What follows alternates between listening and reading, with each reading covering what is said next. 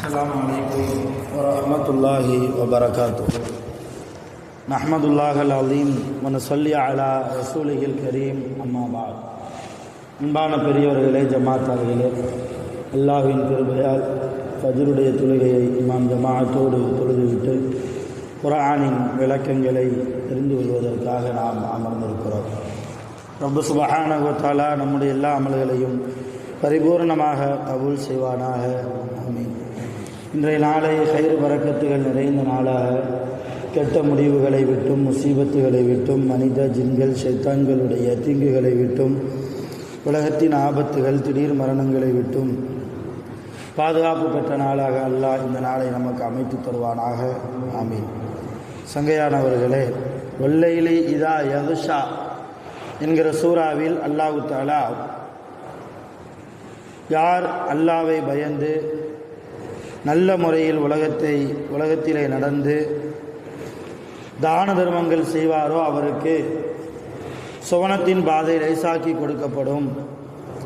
அதே போன்று யார் கஞ்சத்தனம் செய்து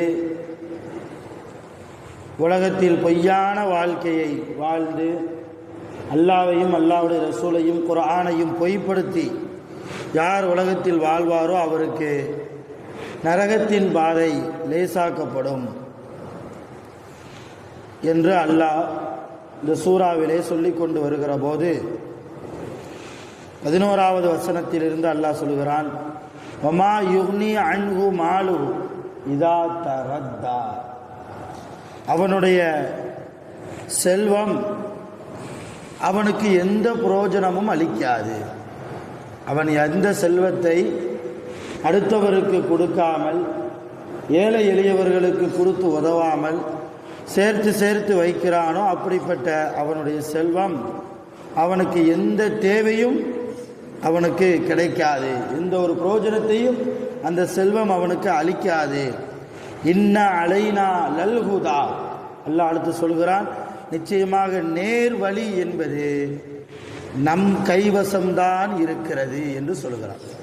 ஒரு மனிதருக்கு ஹிதாயத்தை கொடுப்பது என்பது அல்லாஹ்வுடைய கைவசம்தான் இருக்கிறது. நம்முடைய கைவசத்தில் எதுவுமே கிடையாது. நம்மள்கிட்ட எதுவுமே இல்லை. ஒரு ஆள் தவறான பாதையில் போகிறார், அவர் தொழுகையாளியாக இருக்கிறார், ஆனால் சில தவறான பழக்க வழக்கங்கள் அவர்கிட்ட இருக்குது என்றால் நம்ம சொல்லத்தான் முடியும் இல்லையா? அஜார் இப்படி செய்யாதீங்க, இது அல்லாஹ்வுக்கு பிடிக்காது, அல்லாஹ்வுடைய ரசூலுக்கு பிடிக்காது, இது பள்ளிவாசலுக்கு கண்ணியம் கிடையாது, இது ஒரு தொழுகையாளிக்கு அழகல்ல, சொல்லத்தான் முடியும். நீ என்ன சொல்வது, நான் அப்படித்தான் செய்வேன் என்று செய்தால் என்ன அர்த்தம்? அல்லாஹ் அவருக்கு ஹிதாயத்தை கொடுக்கவில்லை என்று அர்த்தம்.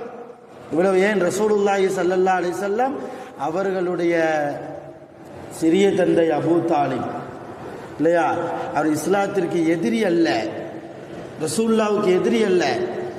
ரசூலுல்லாவுடைய எதிரிகள் கூட ரசூலுல்லாவை மிக கடுமையான முறையில் எதிர்த்த போது ரசூலுல்லாவுக்கு பக்கபலமாக இருந்தவர் அபூ தாலிப்.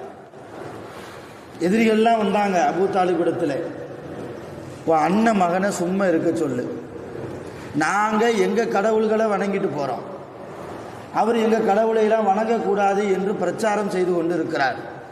இப்படியே செய்து கொண்டிருந்தால் உன் அண்ணன் மகன் உனக்கு உயிரோடு கிடைக்க மாட்டான் என்றெல்லாம் மிக பகிரங்கமாக மிரட்டினார்கள். யார்? அபூ தாலிப் அவர்கள். அப்போ அபூ தாலிப் சொன்ன வார்த்தை என்ன தெரியுமா? உங்களால் முடிந்ததை பாருங்கள், என் மகனுக்கு அவனுடைய மார்க்கத்தை நான் எடுத்துக்கொள்ளவில்லை, நான் ஏற்கவில்லை, இஸ்லாத்தை நான் ஏற்கவில்லை, இருந்தாலும் என் மகனுக்கு பக்கபலமாக என் உயிர் உள்ளவரை நான் இருப்பேன். அபூ தாலிப் ரசூலுல்லாஹி ஸல்லல்லாஹு அலைஹி வஸல்லம் மக்காவை விட்டும் ஹிஜ்ரத்து செய்ய போகிறாங்க என்பதை தெரிந்த உடனேயே அபூ தாலிப் மிக கவலை அடைந்தார்கள். இந்த மக்கத்து காஃபிர்கள் எல்லாம் என்ன செய்கிறாங்க, ரொம்ப கொடுமைப்படுத்துகிறார்களே தன்னுடைய மகனை என்று தெரிந்ததும் மிக வேதனை அடைந்தார்கள் அபூ தாலிப். அப்படிப்பட்ட அபூ தாலிப் சக்கராத்துடைய நிலைமையில் இருக்கிற போது ரசூலுல்லாஹ் வந்தாங்க. வந்து சச்சா லா இலாஹ இல்லல்லாஹ் முஹம்மது ரசூலுல்லாஹ் கலிமா சொல்லிருங்களே, எனக்கு பக்கபலமாக இருக்கிறீங்க, எனக்கு கலிமா சொல்லிருங்களேன், உங்களை சொர்க்கத்துக்கு அழைத்து சொல்லக்கூடிய பொறுப்பை நான் எடுத்துக்கொள்கிறேன். எப்படியாவது கலிமா மட்டும் சொல்லிடுங்க, இன்னும் கொஞ்சம் நேரத்தில் உங்கள் உயிர் பிரிய போகிற நிலைமை, கலிமா சொல்லிடுங்க. அப்போ அபூ தாலிப் என்ன சொன்னார் தெரியுமா? நான் கலிமா சொல்கிறேன், ஆனால் கலிமா சொன்னால் நான் மரணிக்கக்கூடாது, நான் இன்னும் கொஞ்சம் காலம் உலகத்தில் வாழணும், எனக்கு ஆசையாக இருக்குது, உன்னோடு இருக்கணும். இந்த காஃபிர்கள் எதிரிகள் உன்னை எந்த நேரத்தில் என்ன செய்வார்களோ என்ற பயத்தில் நான் இருக்கிறேன், உனக்கு பாதுகாப்பாக நான் இருக்கணும். கலிமா சொல்கிறேன், என்னுடைய உடல் ஆஃபியத்திற்காக, ஆரோக்கியத்திற்காக, என் மரணம் கொஞ்சம் தள்ளி போட வேண்டும் என்பதற்காக நீ அல்லாஹ்விடத்தில் துவா செய்வாயா? ரசூலுல்லாஹ் துவா செஞ்சாங்க. அபூ தாலிப் அவர்களுக்கு மரணம் தள்ளி போடவும் பட்டது. அப்பமா அந்த மனுஷன் ஈமான் கொள்ளணுமா இல்லையா? சொன்ன மாதிரி லா இலாஹ இல்லல்லாஹ் முஹம்மது ரசூலுல்லாஹ் கலிமாவை சொல்லி முஸ்லீம் ஆகணுமா இல்லையா? அவர் அப்பமும் ஆகலை. ரசூலுல்லாஹ் போய் சொன்னாங்க, அல்லாஹ் என்னுடைய பிரார்த்தனையை கபூல் செய்து என் சிறிய தந்தையே உங்களை அல்லாஹ் காப்பாற்றி இருக்கிறான், உலகத்தில் வாழ செய்திருக்கிறான், கலிமாவை சொல்லிருங்க. அப்போ அபூ தாலிப் என்ன சொன்னார் தெரியுமா? நான் இந்த நேரத்தில் கலிமா சொன்னா என் சுயநலத்திற்காக நான் கலிமா சொல்லிவிட்டேன் என்பதற்காக ஆகிவிடுமா இல்லையா? என் சுயநலத்திற்காக நான் கலிமா சொல்லிவிட்டேன் என்பதற்காக மக்கள் எல்லாம் என்னை பற்றி எப்படி பேசுவாங்க, அதனால் நான் கலிமா சொல்ல மாட்டேன், ஈமானுக்குள்ள வரமாட்டேன், இஸ்லாத்தை ஏற்றுக்கொள்ள மாட்டேன் என்றார். கடைசியில் அவருடைய 2வது முறை சக்கராத்துடைய நிலைமை வந்தபோது மறுபடியும் ரசூலுல்லாஹ் வந்து சொன்னாங்க, கலிமா சொல்லுங்க, கலிமா சொல்லுங்க, நீங்க என்ன பாவம் செஞ்சாலும் அல்லாஹ் மன்னிச்சிருவான், உங்களை மன்னிப்பதற்கு அல்லாஹ் மன்னிப்பதற்கு நான் பொறுப்பெடுத்துக் கொள்கிறேன், எப்படியாவது கலிமா சொல்லிருங்க. அப்பதான் அல்லாஹ் ஆயத்தை இறக்கிட்டான் குர்ஆன்ல, இன்னக லா தஹ்தி மன் அஹ்பப்த, நபியே உங்களுக்கு பிடித்தமானவர்களுக்கெல்லாம் நீங்க ஹிதாயத்தை கொடுக்க முடியாது, வலாக்கின்னல்லாஹ யஹ்தி மன் யஷா, அல்லாஹ் தான் நாடியவர்களுக்குத்தான் ஹிதாயத்தை வழங்குவான். அபூ தாலிப் பாவம் செய்யாதவர், ரசூலுல்லாஹ்வுக்கு பக்கபலமாக இருந்தவர், என்ன அல்லாஹ் அல்லாத கடவுளை வணங்கினார், அது பாவம்தான். ஆனால் ரசூலுல்லாஹ்வுக்கு எதிரி அல்ல, இஸ்லாமிய மார்க்கத்திற்கு எதிரி அல்ல, ரொம்ப பக்கபலமாக இருந்தார். அப்படிப்பட்ட ரசூலுல்லாஹ்வுடைய குடும்பம், அவங்களுக்கே ரசூலுல்லாஹ்வின் மூலமாக ஹிதாயத்து நேர்வழியை கொடுக்க முடியவில்லை என்றால் நீங்களும் நானும் எம்மாத்திரம். இப்போ ஹிதாயத் என்கிற நேர்வழியை தருவது அல்லாஹ்வுடைய கைவசம்தான். அவன் யாருக்கு? நிறைய பேர் முஸ்லீம், நிறைய பேர் மூமின், ஆனால் எல்லா மூமின்களும் எல்லா முஸ்லிம்களும் பரிபூர்ணமான மூமினாக இல்லை. அதே போன்று எல்லா மூமின்களும் பரிபூர்ணமான தொழுகையாளியாக இல்லை. எல்லா தொழுகையாளியும் பரிபூர்ணமான தக்குவாதாரியாக இல்லை. எல்லா தக்குவாதாரிகளும் சஹாபாக்களாக ஆகிவிட முடியாது. இப்படி மனிதர்களுக்கு மத்தியிலேயே பல ஏற்றத்தாழ்வு. எதனால்? அல்லாஹ் தன்னுடைய ஹிதாயத்தை யாருக்கு எப்படி எந்த விதத்தில் எந்த அந்தஸ்தில் வழங்க வேண்டும் என்று நாடுகிறானோ அந்த அந்தஸ்தில் தான் வழங்குவான்.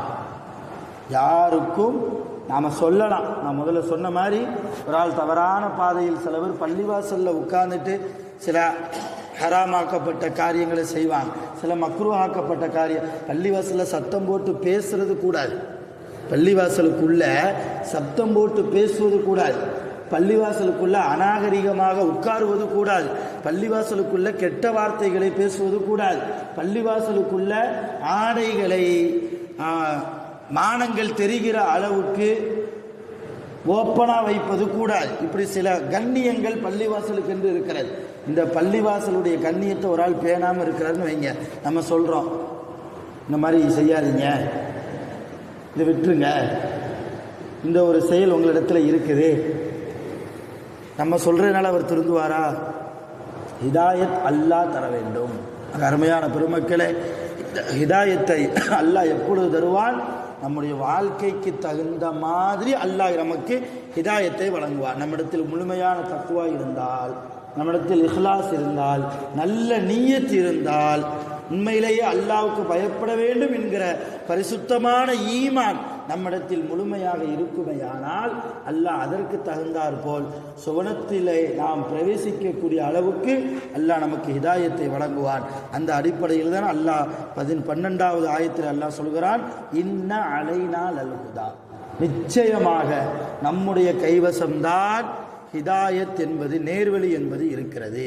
அடுத்த ஆயத்தில் அல்லாஹ் சொல்கிறான், வ இன்னலனா லல் ஆகிரத்த வல் ஊலா, மறுமை வாழ்க்கையும் இந்த உலக வாழ்க்கையும் நம்முடைய கைவசம்தான். ஒரு மனிதர் உலகத்தில் வாழ்கிறார், அதே மனிதர் இறந்து போனதற்கு பின்னால் மறுமையில் வாழ்கிறார் என்றால் ரெண்டுமே அல்லாஹ்வுடைய கைவசம்தான். இந்த உலகத்தில் ஒரு மனிதர் எப்படி வாழ வேண்டும், ஏழையாக வாழணுமா, பணக்காரராக வாழணுமா, அல்லது நடுத்தர ஒரு வசதியில் வாழணுமா, அல்லது மிகப்பெரிய பதவியில் வாழணுமா, தொழுகையாளியாக வாழணுமா, தொழுகை தொடர்பு இல்லாதவரா, பள்ளிவாசலுடைய தொடர்பு இல்லாதவராக வாழணுமா, நாளை மறுமையில் அவர் நரகவாசியா அல்லது சுவனவாசியா, எல்லாமே அல்லாஹ்வுடைய கைவசம்தான். சொல்லி முடிச்சுட்டு அல்லாஹ் சொல்கிறான் அடுத்துல 14வது ஆயத்தில் அல்லாஹ் சொல்கிறான், ஃபஅன்தர்துக்கும், உங்களை நான் எச்சரிக்கை செய்கிறேன். அல்லாஹ் எச்சரிக்கிறான். ஃபஅன்தர்துக்கும் நாரன் தலவ்வா, கொழுந்துவிட்டு எரியக்கூடிய நரக நெருப்பை உங்களுக்கு நான் எச்சரிக்கை செய்கிறேன். நீங்கள் நெருப்பை பயந்து கொள்ளுங்கள், நரகத்தை பயந்து கொள்ளுங்கள் என்று சொல்கிறார். இந்த நரகத்தில் யார் செல்வார், இந்த நரகத்தை விட்டும் யார் பாதுகாப்பு பெறுவார் என்பதை எல்லாம் அடுத்தடுத்த ஆயத்தில் அல்லாஹ் சொல்கிறான். வல்ல ரஹ்மான் பரிபூர்ணமாக முழுமையாக நிரந்தரமாக நரகத்தை விட்டும் பாதுகாப்பு பெற்ற சாலிஹீன்களாக நம்மையும் நம்முடைய குடும்பத்தார்களையும் அல்லாஹ் ஆக்கி அருள் புரிவானாக. அவனுடைய முழுமையான ஹிதாயத்தை, நேர் வழியை பரிபூர்ணமாக நம் அனைவர்களுக்கும் அல்லாஹ் வழங்கிடுவானாக. வாஹிரு தஅவானா அனில் ஹம்துலில்லாஹி ரப்பில் ஆலமீன். சுப்ஹானல்லாஹி வ பிஹம்திஹி, சுப்ஹானல்லாஹி வ பிஹம்திஹி, அஷ்ஹது அன் லா இலாஹா இல்லா அன்த, அஸ்தக்ஃபிருக வ அத்தூபு இலைக். ஆமீன். சுப்ஹான ரப்பிக ரப்பில் இஸ்ஸத்தி அம்மா யசிஃபூன், ஸலாமுன் அலல் முர்ஸலீன், வல்ஹம்துலில்லாஹி ரப்பில் ஆலமீன். ஸல்லல்லாஹு அலா முஹம்மத் ஸல்லல்லாஹு அலைஹி வஸல்லம், ஸல்லல்லாஹு அலா முஹம்மத் ஸல்லல்லாஹு அலைஹி வஸல்லம், ஸல்லல்லாஹு அலா